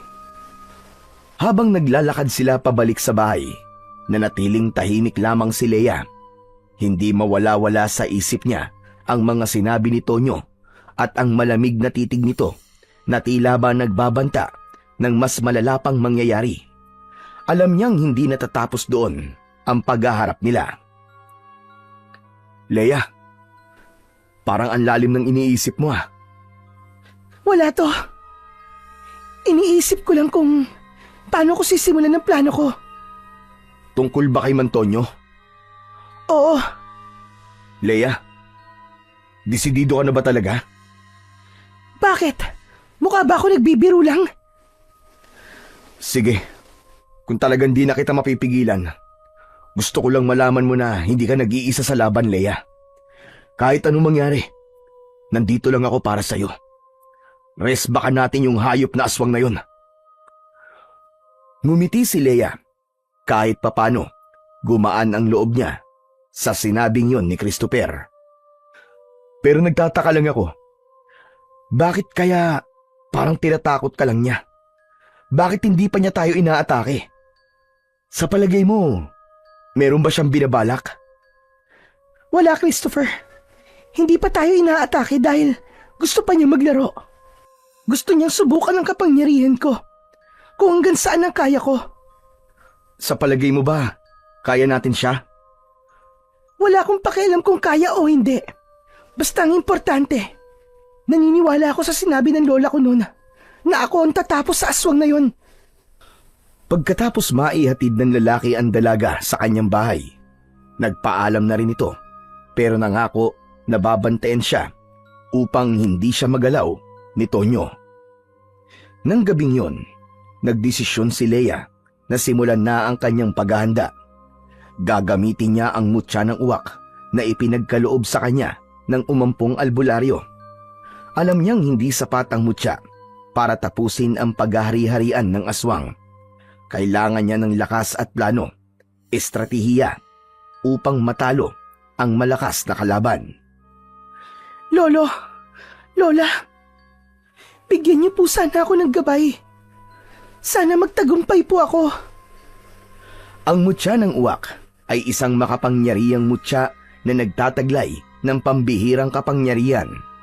Ito ay likas na nauugnay sa mga uwak bilang simbolo ng katalinuhan. Kaya nitong magbigay ng isang pangitain sa pamamagitan ng tamang ritual at panalangin. Maaari nitong ipakita ang hinaharap o mga lihim na nakatago sa kasalukuyan. Ang mutya ng uwak ay sinasabing konektado sa espiritu ng kalikasan. Pinaniniwalaan ding ito ay likha mula sa kombinasyon ng mahika ng kalikasan at ng espiritu ng uwak. Ang espiritu ng uwak ay nagbibigay ng karunungan at gabay sa may-ari ng mutya. Ngunit ito ay gumagana lamang kung dalisay ang puso ng taong nagmamay-ari nito. Kung gagamitin ito para sa kasamaan o sariling kapakinabangan, mawawala ang liwanag nito at magiging isang ordinaryong bato. Ayon sa kanyang lolo, mas nagiging makapangyarihan ng mutya kung aalagaan ng maayos. Kailangan protektahan ito mula sa dumi at ingatan na hindi mahulog sa kamay ng isang sakim o masamang tao. Alam kong ipinakita mo na sa akin na kaya kong talunin ang aswang na yon. Pero gusto ko pa rin makita ulit dahil gusto kong makita ang lahat ng detalye kung paano. Nakakaramdam pa rin ako ng takot. Ewan, hindi ko alam kung bakit. Dahan-dahan niyang inilapit ang mutya sa kanyang noo. Sa sandaling dumikit ito sa kanyang balat, biglang nagbago ang paligid. Ang paligid ay nilamon ng kadiliman at naramdaman niyang parang may humila sa kanyang isang malakas na puwersa, papunta sa ibang dimensyon. Nasusunog ang mga bahay sa Santa Fe. Ang mga puno at halaman, tuyot at lantana. Ang hangin ay puno ng mabigat na enerhiya. At sa gitna ng kaguluhan ay nakita niya si Tonyo, nakatayo sa gitna at may tinitignan. Ang anyo nito ay hindi na tao, isang halimaw. Katulad ng aswang na parati niyang napapanaginipan. Habang nanonood mula sa gilid, napansin ni Leia ang kanyang sarili na nasa gitna din ng baryo. Nakatayo siya at hawak ang nagliliwanag na mutya ng uwak. Nakatingin siya kay Tonyo na tila naghahanda na siya sa kanilang laban. Ngunit ang sunod niyang nakita ay nagpatindig ng kanyang balahibo. Nang lumapit kasi ang aswang sa kanya, nakita niya at naramdaman ang labis na panghihina. Kaya naman nang umatake si Tonyo, ay nakita niya ang sarili na bumagsak sa lupa. Akala mo ba ay kaya mo akong talunin? Isa ka lang baguan. Ako ang hari ng kadiliman. Wala kang laban sa akin. Biglang dumilim ang paligid, pero naririnig pa rin niya ang malakas na halakhak ng aswang. Humihingal si Leia nang muli niyang maidilat ang kanyang mga mata. Nanginginig ang kanyang mga kamay nang dahil sa takot. Bakit ganun? Bakit iba ang ipinakita mo? Hindi ganito yung ulang pangitain na ibinigay mo sa akin Akala ko ba mananalo ko? Labis na nagtaka ang dalaga sa kanyang nakita. Hindi siya makapaniwala na nagbago ang pangyayaring ipinakita sa kanya ng mutya. Dahil doon, kinuha niya ang itak na nakatago sa istante. Ito ay hindi isang ordinaryong sandata. Ito ay pinahira ng mahika at sagradong panalangin upang maging epektibo laban sa mga nilalang ng dilim. Bukod doon, ay may makikita ding mga sinaunang baybayin na nakaukit sa mismong bakal na hawakan ng itak. Ayon sa kanyang lolo, ang sandatang yon ay nagtataglay ng kakayahang sugatan o patayin ang mga nilalang na hindi tinatablan ng karaniwang armas, tulad ng aswang. Habang pinapahid ni Leia ang daliri sa matalim na itak, naramdaman niya ang bahagyang pag-init nito. Kung ano man ang ipinakita ng mutya, handa ako, Lolo. Basta ito na ang oras. Kailangan kong gamitin ang iniwan mo para magtagumpay ako. Palakasin mo nawa ang loob ko, Lolo. Pagkasabi nun, nakita niyang muli na nagniningning ang mutya sa kanyang kwintas. Parang sinusuportahan nito ang desisyon niyang gamitin ang itak bilang sandata. Naalala niya bigla ang isa pang sinabi ng kanyang lolo, ang tungkol sa kombinasyon ng mutya ng uwak at ng itak. Ang mutya ay may kakayahang makita ang hinaharap at magbigay ng gabay, habang ang itak naman ay ang pisikal na sandata na magbibigay ng huling hatol sa kalaban. Natatakot ako. Oo, inaamin ko yun. Pero kahit na anong mangyari, tatapusin ko na ang labang ito, Lolo. Gagawin ko ang lahat na makakaya ko. Hindi ako susuko. Hindi ko hahayaan na magpatuloy ang kasamaan ni Tonyo. Kayo na po ang gabay ko sa laban na ito. Muling inilagay ni Leia ang kanyang mutya sa noo at muli nakita niya ang katuloy ng pangitain. Humihingal si Leia nang muli niyang maidilat ang kanyang mga mata. Nanginginig ang kanyang mga kamay nang dahil sa takot. Ano? Kaya mo pa ba? Napalunok si Leia, ngunit hindi siya umurong. Hinawakan niya ang mutya at ramdam niya ang init nito na tila nagpapalakas sa kanya. Hindi mo ako matatakot, Tonyo! Halimaw ka! Hanggang dito ka na lang! Huwag kang magpakasigurado, Leia. Ang lakas ko ay hindi mo matutumbasan. Patutunayan kong walang sino man ang makatatalo sa akin! Sa isang iglap, umatake si Tonyo. Ang bawat galaw nito ay mabilis. Nagbabadya ang nakamamatay nitong mga kuko. Pero bawat pag-atake ng aswang ay nasasalag ng dalaga gamit ang kanyang itak. Hindi madali ang laban at nararamdaman niyang unti-unti nang nauubos ang kanyang lakas. Sa kalagitnaan ng laban, biglang lumiwanag ang mutya ng uwak. Ramdam niya ang kakaibang enerhiyang nagmumula rito na tila ba humihigop ng lakas mula sa kalikasan sa paligid. Sa pagkakataong yun, nagpasya si Leia na gamitin ang lahat ng natitira niyang lakas. Hawak ang mutya sa isang kamay at ang itak naman sa kabila. Humarap siya kay Mang Tonyo ng buong tapang. Ito na ang wakas ng kasamaan mo, Mang Tonyo! Nang makalapit si Tonyo, iniangat niya ang kanyang itak at buong lakas na hinataw ito pababa. Tumama sa balikat ng aswang. Kasunod nito ay ang malakas na sigaw ni Mang Tonyo. Ang itak na puno ng sagradong panalangin at ritual ay tuluyang sumugat sa katawan ng aswang. Muling tumindi ang liwanag mula sa mutya na tila tumutugon sa bawat galaw ni Leia. Ang sugat ni Tonyo ay nagsimulang maglabas ng itim na usok. Hindi pa rin natitinag si Tonyo at sinubukang pa rin lumaban. Para sa lahat ng pinatay mo! Para sa lahat ng mga taga rito na inalisan mo ng tahanan! Hawak niya ang itak sa parehong kamay at sa isang iglap, buong lakas niya itong sinugod. Tumagos ang itak mula sa kanyang dibdib. Narinig ang huling sigaw ni Tonyo. Unti-unti, ang dating nakakatakot na anyo ng aswang ay naglaho, hanggang sa maging abo ang lahat ng naiwan sa kanya. Pagkatapos ay tinangay ito ng hangin. Hingal na hingal si Leia.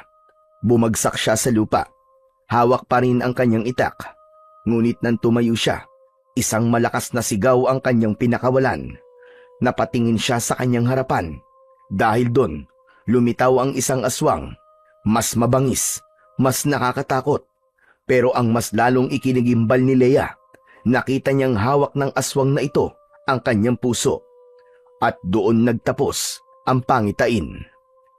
Pagod na pagod si Leia nang matapos ang ritual. Hinawakan niya ang kanyang mutya. Anong ibig sabihin ng ipinakita mo sa akin? Bakit ganun? May isa pang aswang. Matapos ang ilang sandali, nagligpit na ng mga gamit ang dalaga. Halos maghahating gabi na at hindi niya masyadong namalayan ang mabilis na paglipas ng oras. Pero bago pa man siya makabalik sa kanyang higaan, may narinig siyang kakaibang ungol sa labas. Dahan-dahan siyang lumapit sa bintana at sinilip ang labas. May nakita siyang isang anino na hindi mapakali. Tahimik lang itong pinapanood ng dalaga hanggang sa naglakad ang nilalang palapit sa kanyang pinto. Agad niyang kinuha ang kanyang itak at bumalik sa bintana para muli itong sumilip. Naroon pa rin ito, pero may kagad na pansin ang dalaga.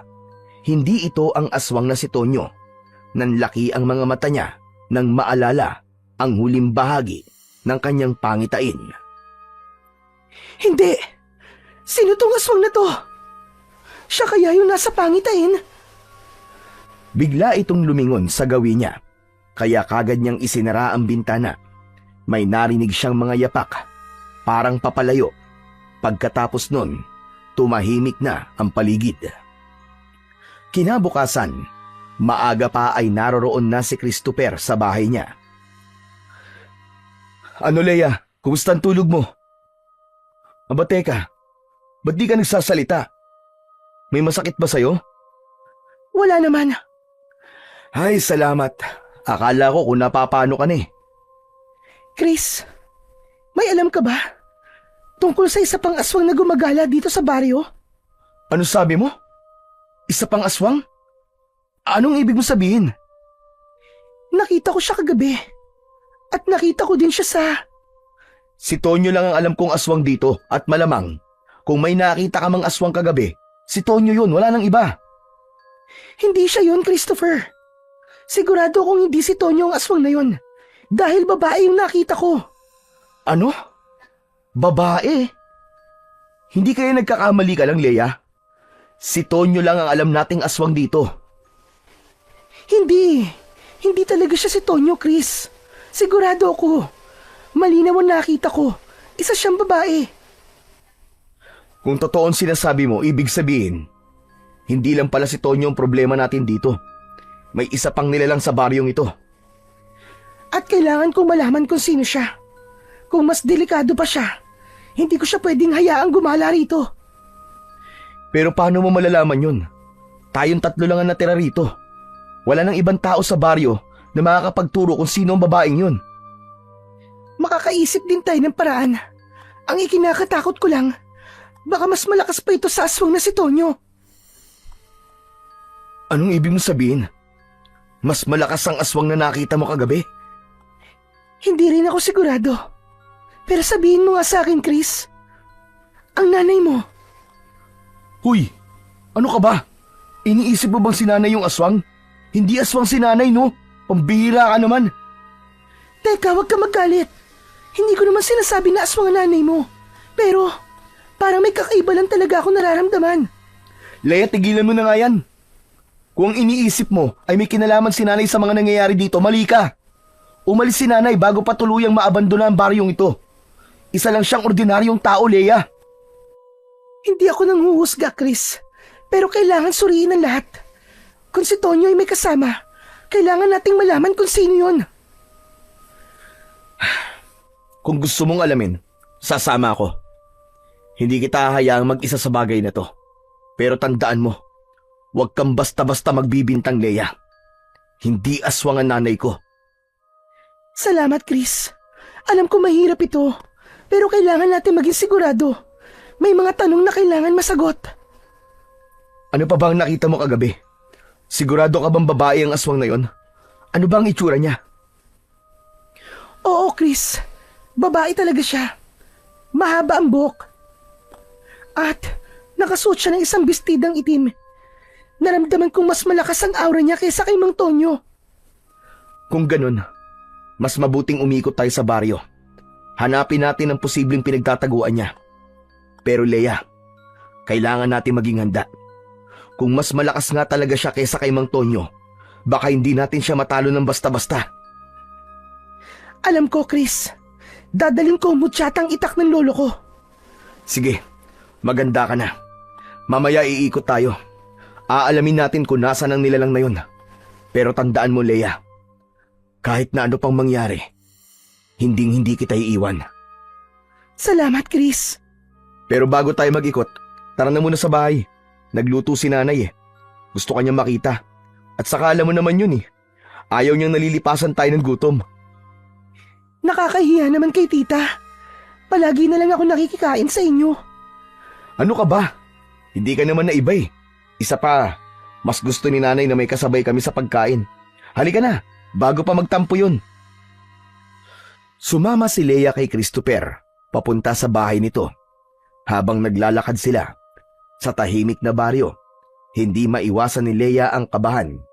Ang imahe ng babaeng aswang ay naglalaro pa rin sa kanyang isipan. Hindi niya maintindihan kung bakit ito biglang lumitaw at ano ang dahilan nito para umatake. Ngunit kahit papano, naramdaman niyang mas ligtas siya dahil kasama niya si Christopher. Pagdating nila sa bahay, hindi nila inaasahan ang nadatnan nila. Pagpasok nila sa pinto, agad nilang narinig ang mahihinang ungol mula sa kusina. Napasugod si Christopher at bumungad sa kanila si Aling Maria na nakaupo sa sahig. Namimilipit sa sakit habang nagsusuka ng dugo. Nay! Nay, ano nangyari sa inyo?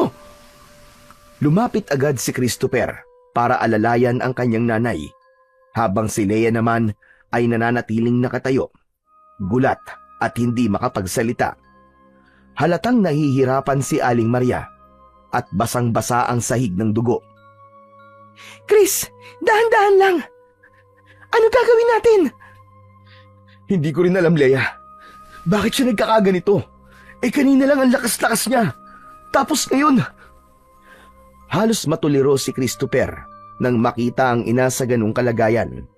Napansin nilang dalawa, nakakaiba ang anyo ng dugo na sinusuka nito. Kulay itim na may halong mabahong amoy. Hindi ito ordinaryo. Bigla niyang naalala ang mutya ng uwak na ayon sa kanyang lolo ay kaya ding gumamot ng mga karamdaman. Hinawakan niya ito at nagdasal sa kanyang isip. Umaasang makakatulong ang mutya sa sitwasyon na yon. Chris, subukan natin to. Ang mutya, baka makatulong ito. Sandali! Hindi mo pwedeng gamitin ang mutya na yan sa nanay ko! Bakit? Anong kinakatakot mo? Sabi ng lolo ko, ang mutya ng uwak ay nakakapagpagaling na kahit na anong sakit. Kaya subukan natin. Leia, hindi mo naiintindihan eh. May dahilan kung bakit hindi basta-basta ginagamit ang mutya. Delikado yan. Mas delikado kung wala tayong gagawin, Chris. Tignan mo ang nanay mo. Baka mapahamak siya. Napatingin si Christopher sa kanyang ina na nanghihina at namimilipit sa sakit. Sa bawat segundong lumilipas, parang mas lumalala ang kondisyon nito. Ngunit halatang labis ang kanyang pag-aalinlangan. Maya-maya pa, biglang lumakas na naman ang pagsigaw ni Aling Maria. Kitang-kita nila ang pamimilipit sa sakit ng tiyan nito. Ano ba, Chris? Bakit ba ayaw mo? Meron ka bang hindi sinasabi sa akin? Wala, Leia. Di ba kasi nga, hindi ka naman sigurado kung kaya talaga mapagaling ng hawak mo siya ang nanay ko eh. Baka mas lalo lumala ang sitwasyon niya. Baka may masamang mangyari. Masamang mangyari? Anong ibig mo sabihin? Ano ba talaga ang dahilan? Nang patuloy na tumatanggi ang binata, parang nagdududa na si Leia. Naramdaman niyang may hindi sinasabi ang kaibigan sa kanya. Lalo siyang kinabahan nang makita niyang tila nag-iwas ito ng tingin. Chris, sabihin mo nga sa akin ang totoo. Magsabi ka sa akin. May kinalaman ba to sa nakita ko kagabi? Leia, hindi to ang tamang oras para pag-usapan ng mga bagay na yan. Kung gusto mo mabuhay ang nanay mo, sabihin mo na ang totoo. Ngayon din. Natigil si Christopher. Napatingin siya sa kanyang ina na tila mas humihina na. Napabuntong hininga siya at tila napilitan na siyang magsalita. Leia, ang totoo kasi niyan, ang nanay ko, isa siyang aswang. Napanganga si Leia sa sinabing yun ni Christopher. Hindi niya agad naintindihan ang narinig niya. Tumingin siya kay Aling Maria na nakapikit ngunit patuloy ang mahihinang pag-ungol. Hindi. Kung ganun, siya nga yung kagabi. Pero bakit? Balak ba niya akong patayin? Hindi siya ganun, Leia. Hindi siya nananakit ng tao. Tagal mo na bang alam ito? Oo, Leia, bata pa ako. Alam ko na ang sikreto ng nanay ko. Isa nga siyang aswang pero hindi siya masama. Hindi siya kumakain ng tao. Pero dala pa rin niya ang sumpa. Hindi niya mapigilan, lalo na kapag bilog ang buwan. Kaya pala takot na takot kang gamitin ko ang mutya ko sa kanya. Oo, Leia. Ang mutya ng uwak ay makapangyarihan. Baka pag ginamit mo yan sa nanay ko, baka masaktan siya. Baka mawala siya sa akin. Pero hindi na tayo pwede maghintay pa. Kung talagang hindi naman siya masamang aswang, baka sakaling tanggapin siya ng mutya at pagalingin siya nito. Nag-isip si Christopher. Halata ang labis na takot sa kanyang muka.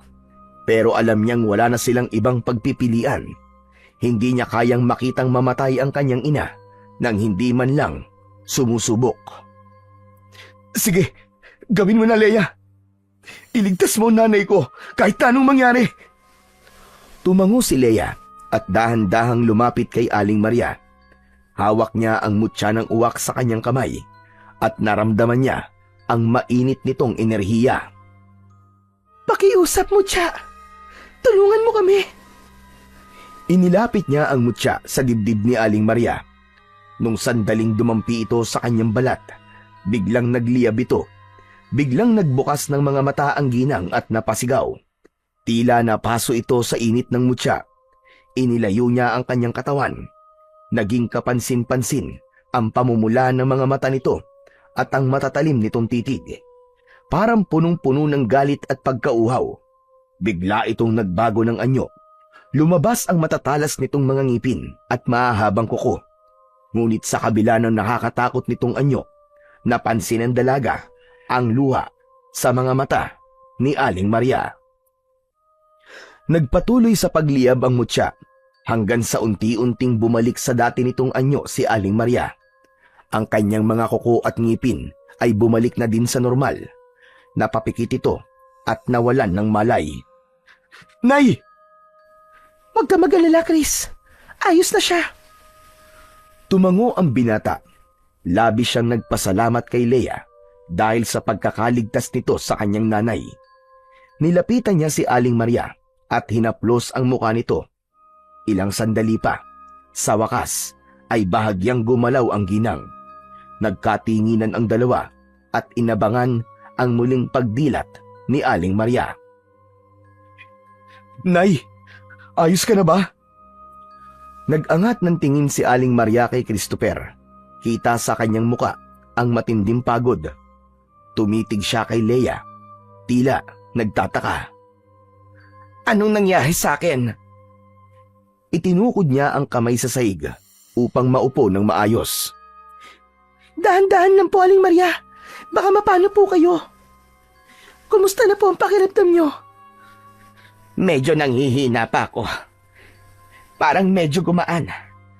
Anong ginawa mo, Leia? Ginamit ko po ang kapangyarihan ng mutya para tulungan po kayo. Biglang napakunot ang noon ni Aling Maria. Tila may bigat sa kanyang loob nang marinig ang salitang mutya. Hindi siya agad nagsalita. Napansin naman ito ni Leia. Nay! Huwag na ho kayo mag-alala. Gumana po ang mutya sa inyo. Napatigil nito ang pagsusuka niyo ng dugo. Baka naalis na po niya ang sumpa sa inyo. Ano? Bakit nyo inalis? Hindi pwedeng maalis ang sumpa. Hindi ko na mababantayan at maliligtas ang anak ko. Nay, ano ba sinasabi mo? Ayaw mo maging normal na tao ulit? Tahimik na tumitig si Aling Maria sa kawalan. Napabuntong hininga siya ng malalim.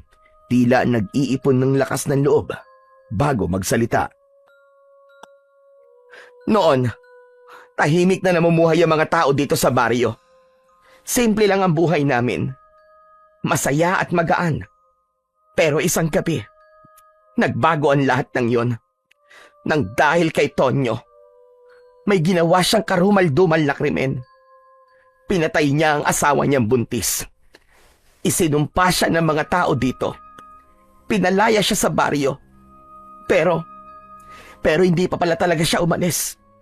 Nagpalakas lang siya kung saan. At nang bumalik siya, doon na siya naghasik ng lagim. Masamang tao talaga si Tonyo. Pati asawa niya, hindi niya pinatawad. Napakasakim at walang konsensya. Isa talaga siyang demonyo. Hindi siya dating masamang tao, Leia. Sa totoo lang, mabait si Tonyo noon. Isa siya sa pinakamaaasahan sa baryo. Masipag, matulungin, at laging inuuna ang kapakanan ng iba. Pero nagbago siya. Lahat nagbago. Simula na mapangasawa niya si Ligaya. Ligaya? Siya yung babaeng madalas ko mapanaginipan. Tita, sa panaginip ko, nakita ko kung ano nangyari sa kanila.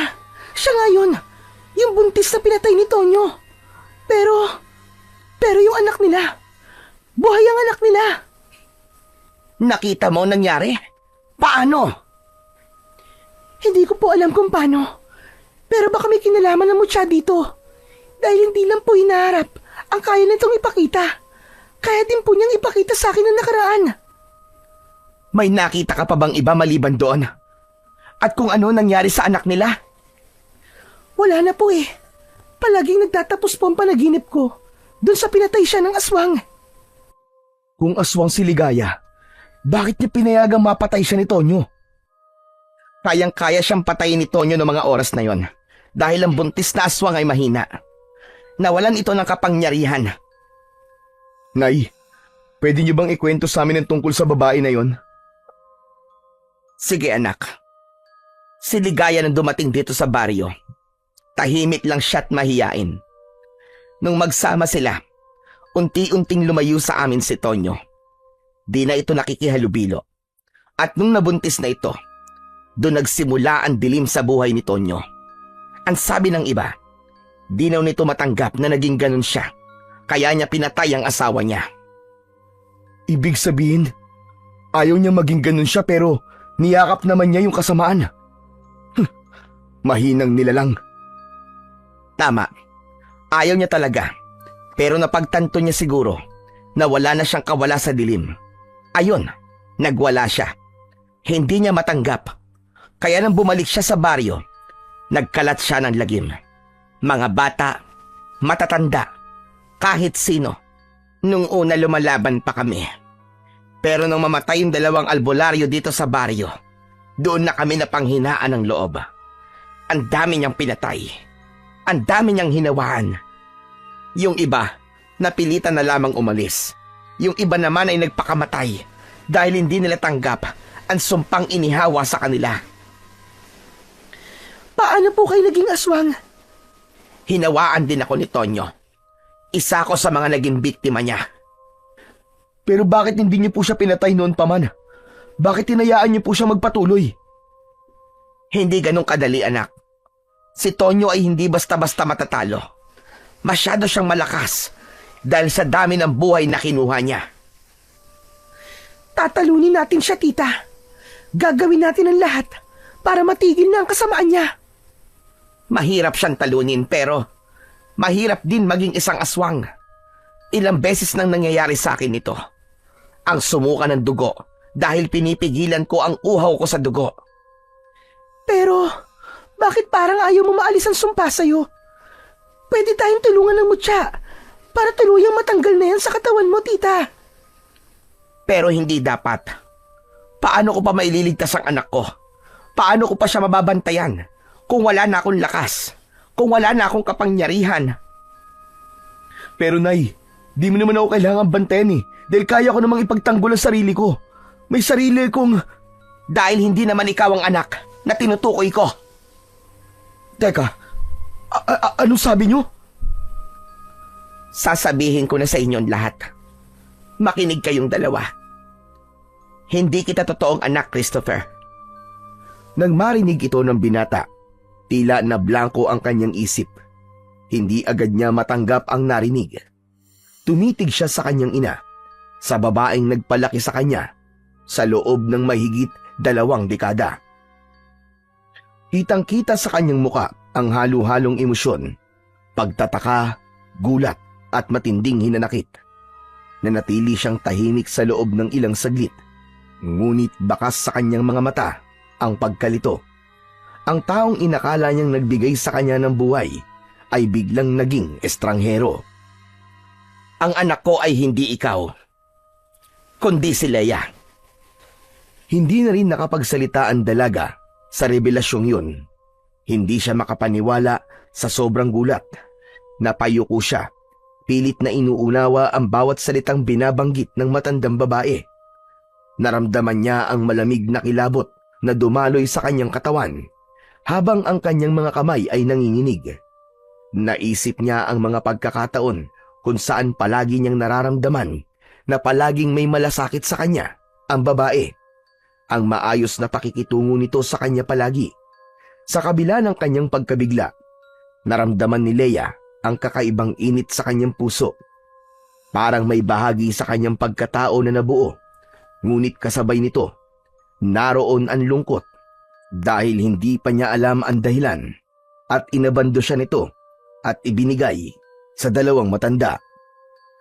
Kung ikaw ang nanay ko, bakit niyo ako ipinamigay? Paano napunta sa'yo si Chris? Bakit siya ang inalagaan mo at hindi ako? Inalis kita sa buhay ko dahil ayokong maging katulad mo ko. Mula nang matagpuan ko si Chris sa loob ng kuweba, doon nagsimulang magbago ang lahat. Nalaman ko na kakaiba siyang sanggol. Hindi pwedeng 2 aswang ang kasama mo noon, anak. Ayoko mapahamak ka. Ano kanyo? Kakaiba siyang sanggol? Paano naging kakaiba si Chris? Siya ang anak ni Ligaya at Tonyo. Ang lahi niya ay mula sa lahi ng mga aswang. Hindi. Hindi totoo yan. Oo, alam kong aswang din ako. Pero tanggap ko yun dahil inakala kong ikaw ang nanay ko. Dahil ang alam ko, mabubuti tayong aswang. Sandali, ano to? Aswang ka din, Chris? Leia, magpapaliwanag ako. Kaya ba palagi kang absent sa school? Kaya ka palaging hindi pwedeng abutan ng gabi? Dahil aswang ka? Kung ganon, ikaw yung pinakita sa pangitain na aswang. Napapas lang sa akin. Papas lang? Hindi ko gagawin yun, Leia. Bakit naman kita papatayin? Mahal kita, Leia. Kaya lang naman kami umuwi dito ni nanay ay para iligtas ka kung sakali man naguluhin ka at sakta ni Tonyo.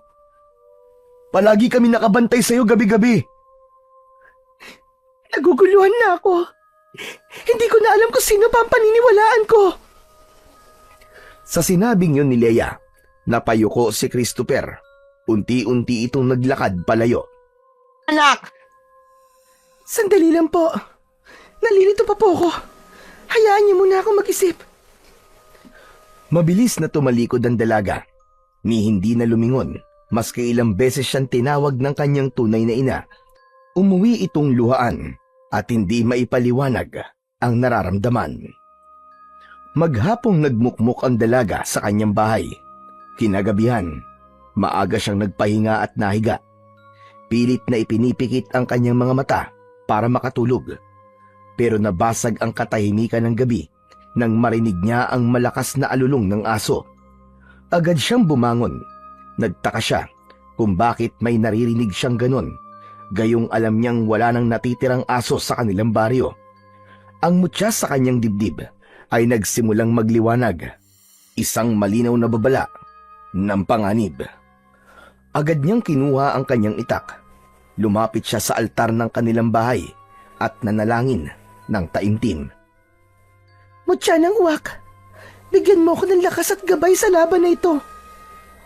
Matapos ito ay inobserbahan niya ang paligid. Isang malakas na kalabog ang gumulat sa kanya. May malakas o mabigat na bagay ang bumabangga sa dingding.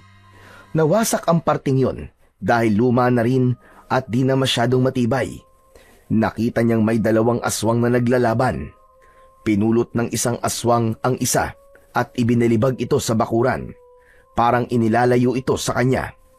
Mabilis niyang binuksan ang pinto at pinanood niya ang 2. Kilala niya ang isa. Yun ay walang iba kundi si Tonyo. Ang isa naman ay bago sa kanyang paningin. Ngunit may isang bagay sa 2 aswang na nagpatigil sa kanya. Naisip niyang maaaring si Christopher ito. Naging madugo ang laban sa pagitan ng 2 aswang. Si Tonyo na mas malaki at mas malakas ay walang takot na umaatake. Ang isa naman ay mas maliit pero mas mabilis. Pilit nitong iniiwasan ang bawat pag-atake ni Tonyo. Mula sa pinto ay nakita niyang duguan na ang katawan ng mas maliit na aswang. Napaatras siya. Tinimbang kung dapat ba siyang makialam. Ngunit nang mapansin niyang pumapaibabaw na si Tonyo at itinutok nito ang matutulis na kuko sa leeg ng isa pang aswang, napagdesisyonan niya ng kumilos. Hindi na siya nagdalawang isip. Hinawakan niya ang mutya sa kanyang leeg at hinigpitan ang kapit sa itak. Agad siyang sumugod palabas. Tonyo! Wag! Dahil sa sigaw na yon, saglit na natigil ang laban. Napalingon si Tonyo sa kanya. Tumayo si Leia ng buong tapang. Iniangat ang itak na hawak. Sa isang mabilis na kilos, sinugod niya si Tonyo. Nagulat ang halimaw sa bilis ng kilos ni Leia. Ang kanyang itak ay humiwa sa braso ng kalaban. Nag-iwan ng malalim na sugat. Nagsimula itong umungol nang dahil sa labis na sakit. Pero napansin niya ang sugat ng aswang. Parang mabilis din itong naghihilom. Bigla siyang tumigil sa pag-atake. Hindi pwede ito! Hanggang dyan lang ba kaya mo? Sabi ko na hindi mo ko kaya. Sinungaling ang matatandang yon nang sabihin nilang ikaw ang papatay sa akin. Huwag kang masyadong mayabang, Tonyo! Dahil hindi sinungaling ang mga lolo't lola ko! Ako talaga ang papatay sa'yo! Hinawakan niya ang mutya at biglang nagdilim ang paligid. Sa isang iglap, isang itim na anino ng anyong uwak ang lumabas mula sa mutya. Lumipad ito papunta kay Tonyo at sinimulang harangin ang kanyang mga galaw. Habang abala ang aswang sa pagtataboy sa uwak, ginamit ni Leia ang pagkakataon na yon at mabilis itong sumugod. Ginamit niya ang buong lakas niya para saksakin si Tonyo sa dibdib gamit ang matalas na itak. Diretso sa puso nito, pero nasalag nito ang kanyang pag-atake. Biglang lumapit ang isa pang aswang at hinawakan nito ang mga kamay ni Tonyo patalikod. Bitiwan mo ko! Bitiwan mo ko, anak! Tumahimik ka! Kahit kailan, hindi kita magiging ama! Leia! Gawin mo na! At sa pagkakataong yon, buong lakas na itinarak ni Leia ang itak sa tapat mismo ng puso ng aswang. Tumigil ang galaw nito at nang bitiwan ito ng isang aswang, bumagsak ito sa lupa nang wala ng buhay. Lumapit si Leia sa tumulong na aswang na kalaban ni Tonyo. Hinawakan niya ang mutya upang ilawan ang muka nito. Nakita niya ang dugo ang muka ni Christopher. Bumalik na ito sa anyong tao. Nangihina itong napaupo sa lupa, sa tabi ng kanyang ama. Christopher! Tumango ang binata. Hindi na siya nagtanong pa. Agad siyang lumapit sa tabi nito at tinulungan na makatayo. Tapos na ang kasamaan ni Tonyo. Salamat sa'yo. Pero may dapat pa tayong pag-usapan. Bakit di mo kagad sinabi sa akin na ganyan ka? Di mo na nga ako sinasagot tapos sasabihin ko pang aswang ako. Eh di lalong mas hindi mo ako tinanggap. Baliw! Ano ka ba? At sino naman ang nagsabi sa'yo na hindi kita sasagutin? Ha? Anong sabi mo? Wala. Saka na natin pag-usapan yan. Halika na. Uwi na tayo sa nanay natin. Teka lang. Yun tungkol sa pangitain mo, di ba? May aswang doon na papatay sa'yo. Baka mas magandang Umiwas ka muna sa akin. Alam mo ba na kung ano napagtanto ko sa kapangyarihan ng mutya ngayong gabi? Ano yun, Leia? Pangmatalino ang agimat na to. Kasi yung ipinapakita niya hindi literal.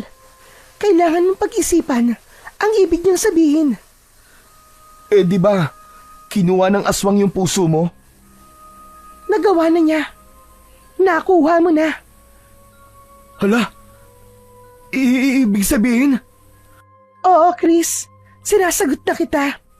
Kasi nakita ko kung paano ka hindi nagdalawang isip na protektahan ako laban kay Tonyo.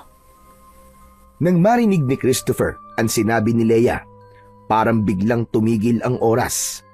Napuno ng tuwa ang kanyang puso at tila hindi niya kayang paniwalaan ang kanyang narinig. Hindi napigilan ni Christopher ang sarili. Napayakap siya kay Leia ng mahigpit at puno ng pasasalamat.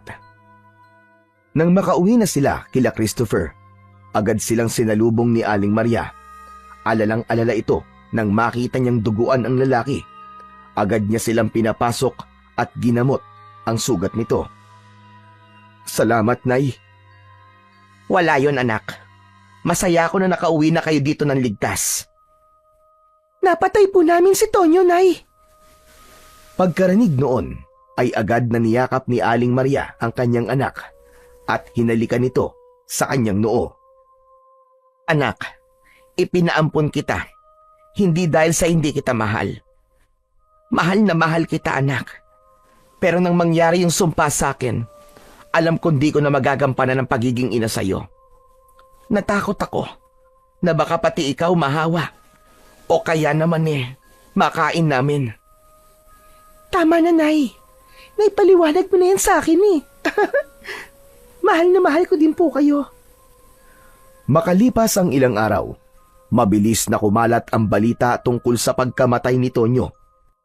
Dahil dito, may ilang residente ang nagpasyang bumalik na sa kanilang mga lupain at unti-unting muling nagkaroon ng sigla ang baryo. Bagamat may ilan na mas piniling manatili sa kanilang nilipatang lugar, hindi maitatanggi ang pananabik ng karamihan na makabalik sa kanilang lupang sinilangan. Hindi naging madali ang muling pagbangon ng Santa Fe, pero nagawa nila sa tulong na rin ng kanilang pagkakaisa at pagmamalasakit sa isa't isa. Samantala, habang abala ang baryo sa pagbabalik nito sa normal, si Christopher at Leia naman ay patuloy na masaya sa kanilang bagong yugto ng buhay. Nagpakasal sila matapos ang ilang buwan at bumuo ng isang masayang pamilya. Si Aling Maria naman ay napagaling na rin ng mutya at nawala na ng tuluyan ang sumpa sa kanyang katawan. Isa lang ang naging problema nila. Hindi maalis ng mutya ang dugo ng aswang na nananalaytay sa dugo ni Christopher. Pero dahil sa mutya, mas nakaya nito na pigilan ang sarili sa pagkain ng kahit na anong uri ng dugo at sariwang laman. Mahal, sa tingin mo, maging ganito na kaya palagi ang buhay natin dito? Siguro, pero kahit na anong mangyari, mahal, hanggat magkasama tayong dalawa, sigurado akong kaya nating harapin ang kahit na ano. Ngumiti si Leia at tahimik silang tumingin sa langit. Sa mga sumunod na araw, nagpatuloy sila sa pagtulong sa baryo. Si Leia ay naging aktibo sa pagtuturo sa mga kabataan. Si Christopher naman ay tumulong sa pagsasaayos ng mga sirang bahagi ng baryo at sa pagtatayo ng mga bagong kabayan para sa mga nagbalik na residente upang makapamuhay na sila ng normal at payapa, naligtas sa anumang uri ng kampon ng kadiliman.